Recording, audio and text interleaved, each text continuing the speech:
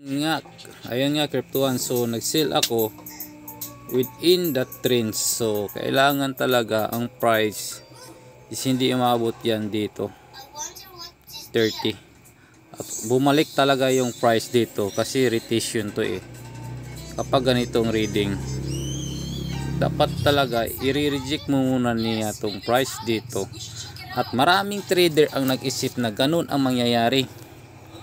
Kailangan talagang balikan niya dito tsaka siyang umangat. So in this regards is nag-sell ako. So ayun.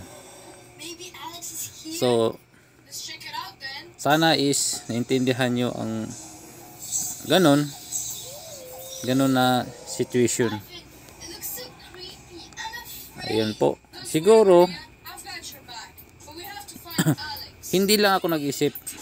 Marami nag-isip na ganun ang mangyari. Pero dapat talaga may stop loss ka. Ang stop loss ko around 43,832. Yun po yun. Ayun. Abangan natin. Dito yung price within this range. Dapat pumunta siya dito bago siya umangat. Pagdating dyan is buy na naman tayo. So di ba? Siguro mga 600 around dyan.